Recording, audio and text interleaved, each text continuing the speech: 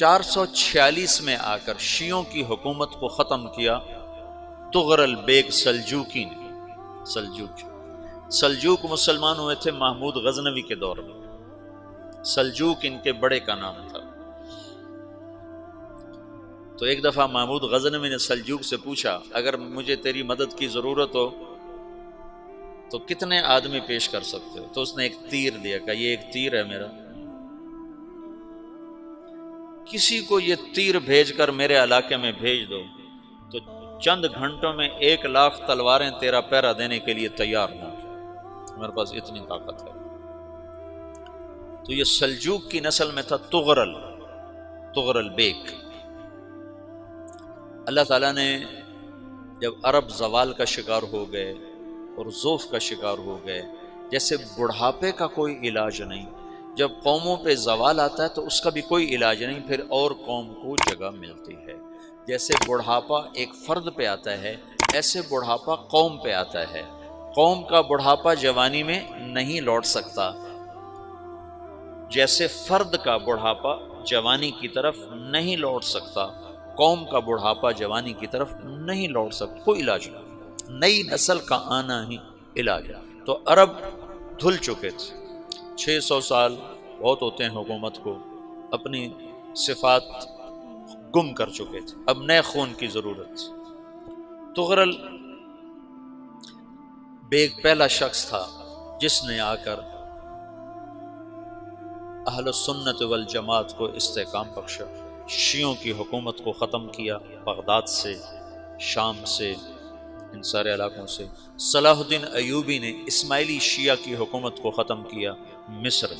العاضد ان کا آخری خلیفہ تھا صلاح الدین ایوبی، نور الدین زنگی رحمۃ اللہ علیہ کا پروردہ تھا، اس کا دوست تھا، اس کے دوست بھی تھا، بچہ بھی تھا اس کے سامنے، زیادہ لکھنے پڑھنے کا شوق تھا۔ پھر اللہ تعالیٰ نے اس سے کام لیا اور اس کو مصر کا گورنر بنا کے بھیجا، مصر کی مدد کے لیے بھیجا، تو وہاں اس نے صلاح الدین ایوبی نے وہاں ختم کیا، تغرل بیگ نے یہاں ختم کیا۔ تو پھر سلجوک جو تھے نا یہ اقتدار میں آئے، ادھر ختم ہو گئی سلطنت بنو عباس کی، مصر ایک چھوٹی سی ترکوں کی سلطنت، تو اللہ تعالیٰ پھر مرکزیت کے لیے ایک نظام چلایا۔ دو لشکر آپس میں لڑ رہے ہیں ایک میدان میں، ایک جنگلی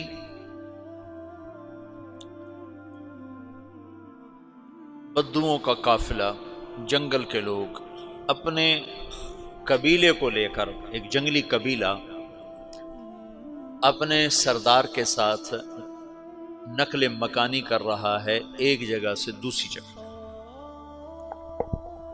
اللہ کا نظام کہ یہ لوگ چلتے چلتے چلتے اس وادی میں پہنچ گئے جہاں جنگ ہو رہی ہے، دو لشکر آپس میں لڑ رہے ہیں۔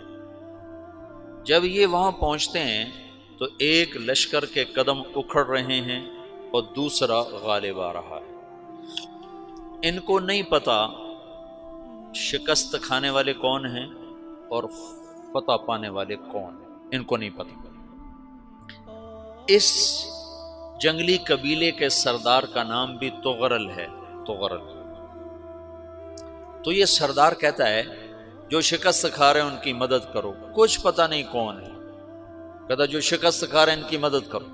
تو 400 وحشی جنگلیوں نے فاتح لشکر کے پیچھے حملہ کر دیا۔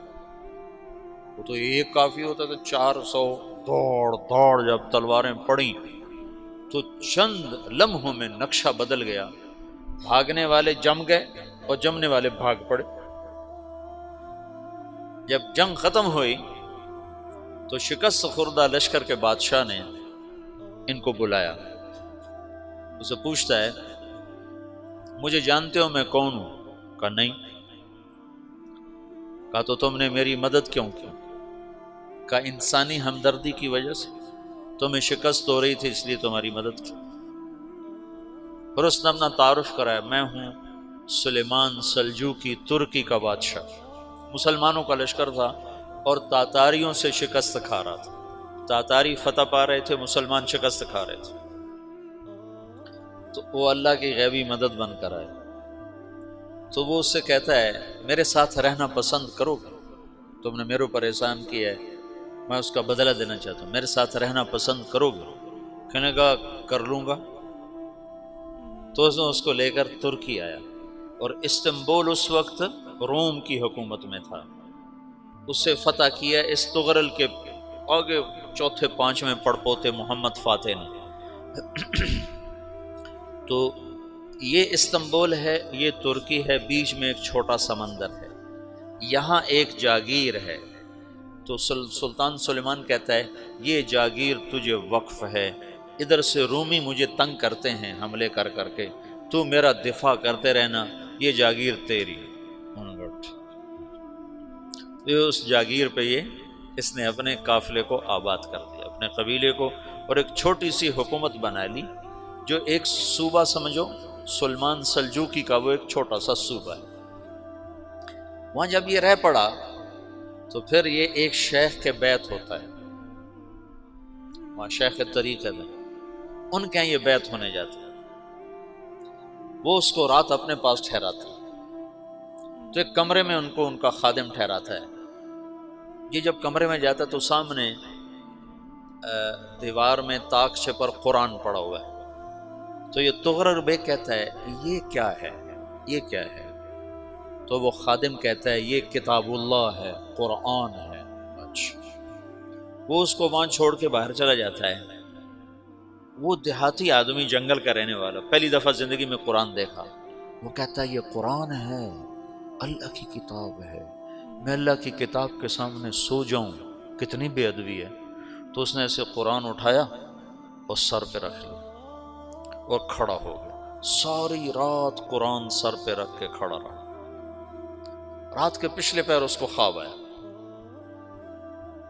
کھڑے کھڑے اس نے دیکھا کہ اس کی پشت سے ایک چاند نکلا اور شیخ کی بیٹی کے سینے میں جا کے اتر گیا، پھر اس لڑکی کے سینے سے ایک درخت نکلا جو پھیلتے پھیلتے پھیلتے 3 بر اعظم پہ چھا گیا، افریقہ پر، یورپ پر، ایشیا پر۔ پھر اس کی آنکھ کھل گئی، وہ کھڑا ہوا ہے، تو اس نے صبح یہ خواب اپنے شیخ کو سنایا، تو انہوں نے اپنی بیٹی اس کے نکاح میں دی تھی۔ اس بیٹی سے ایک بچہ پیدا ہوا، تغرل بیگ نے اس کا نام رکھا عثمان، عثمانی ترک نام سنا ہوا، جو میں نے کل بتایا تھا کہ 1924 میں وہ خلافت ختم ہوئی۔ تو ایک بیٹا پیدا ہوا عثمان۔ عثمان نے پھر ایک نئی اسلامی حکومت کی بنیاد رکھی جو 1924 تک چلتی رہی، کوئی 800 سال یہ حکومت چلی۔ تو حکومت کا شیرازہ بکھرا، لیکن پھر جڑ جاتا تھا، اور وہ قرن اول والا جوڑ کبھی نہ پیدا ہوا، ٹکڑے بن گئے۔ ان ٹکڑوں میں اللہ لوگ پیدا کرتا رہا جو دعوت دیتے رہے، دعوت زندہ رہی۔ جو تربیت کا نظام تصوف کے ساتھ تھا اب وہ تبلیغ کے ساتھ۔